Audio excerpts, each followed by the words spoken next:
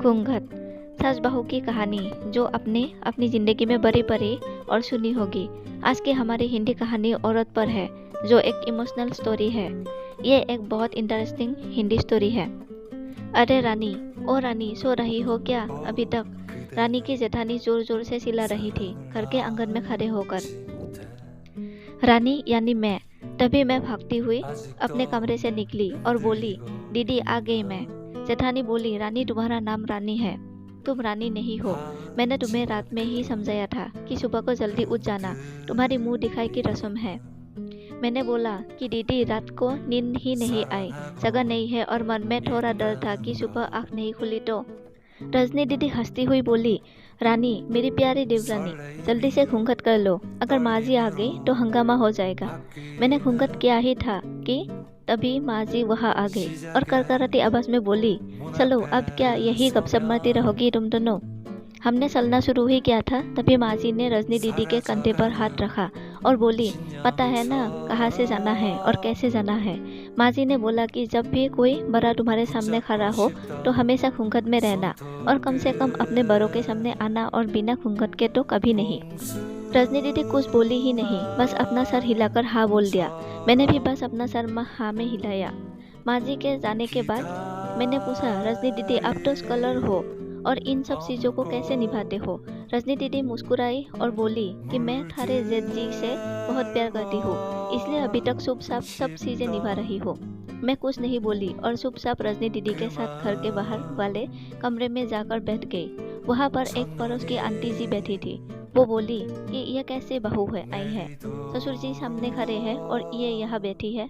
मुझे कुछ समझ ही नहीं आया।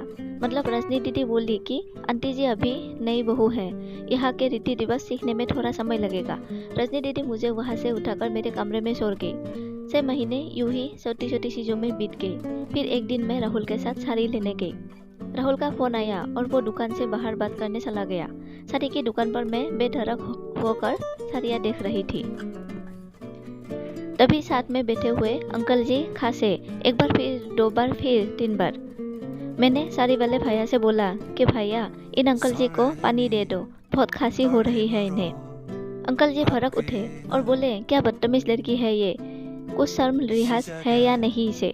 दुकान पर हंगामा देख राहुल बाहर से भागकर अंदर आया और अंदर आते ही अंकल जी के पैर छू कर बोले, मामा जी आप यहाँ? मैं घबरा कर दुकान से बाहर निकल आई, एक लंबा घूंघट करके गाड़ी में बैठ गई। राहुल बाहर आया और गाड़ी में बैठकर गाड़ी बहुत तेज चलाने लगा। मैंने धीमी आवाज में बोली, गाड़ी बहुत तेज चला रहे हो, कहीं एक्सीडेंट ना हो जाए।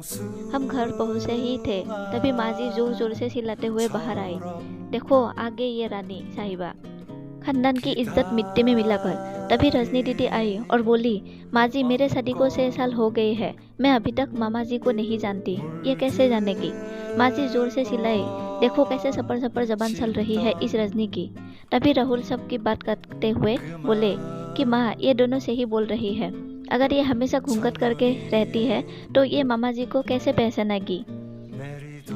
और माँ आज मामा जी के फोन पर तुमने पूरे घर की शांति को भंग कर दिया है। ये वो ही समाज है जिसने सीता मैया पर भी उंगली उठाई थी। पिताजी और जेठ जी ने भी अपना पक्ष राहुल के साथ ही रखा।